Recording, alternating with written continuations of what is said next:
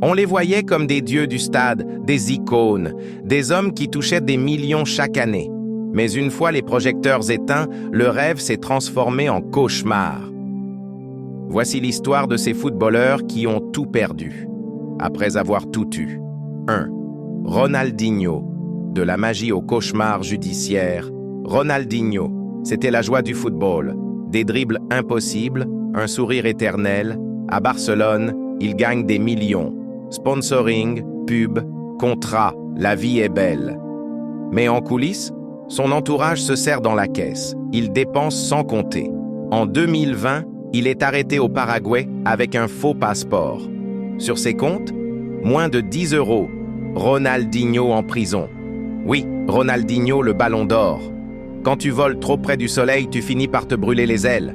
Deuxième Adriano, l'empereur tombé de son trône. Il avait tout pour devenir une légende, une frappe surpuissante, un physique monstrueux. Adriano, c'était l'empereur de l'Inter. Mais la mort de son père le brise. Il plonge dans l'alcool, la dépression, la nuit. Il rentre au Brésil, dilapide sa fortune, perd son contrat, disparaît du haut niveau. Il avoue lui-même avoir tout dépensé et vécu dans la pauvreté. L'argent peut acheter des voitures, mais pas la paix intérieure. Troisième, Paul Gascoigne, le génie perdu dans l'alcool. Gascoigne, ou Gazza, était l'un des plus grands talents du football anglais. Mais derrière les dribbles, l'homme était brisé. Alcool, dépendance, scandale. Il gagne des millions, mais tout part en alcool, hôtels et traitements médicaux. Il finit ruiné, sans domicile fixe, errant dans les rues. Le foot l'a rendu célèbre, l'alcool l'a détruit. Quatrième, Eric Djemba Djemba, le joueur aux 30 voitures, ruiné. Recruté par Manchester United, Djemba Djemba devait être le nouveau Vieira. Il gagne 75 000 € par semaine. Mais il claque tout.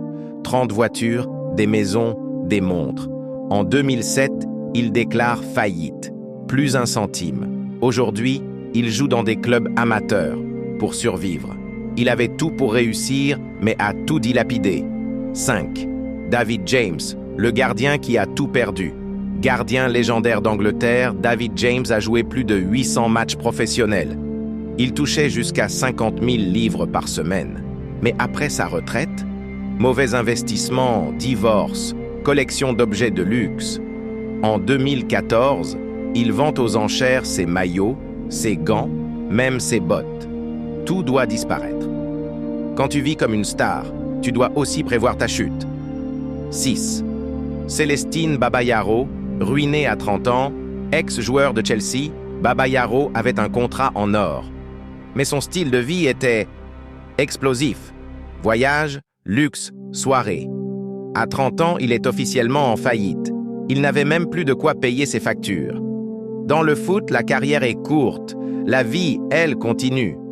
Ces histoires sont des leçons. Le talent ne suffit pas. La fortune peut s'évaporer plus vite qu'un but en finale de Coupe du Monde. Être une star du foot, c'est une chance. Mais savoir gérer l'après-carrière, c'est un art. Ne juge jamais un joueur par ses buts, mais par la manière dont il affronte la fin.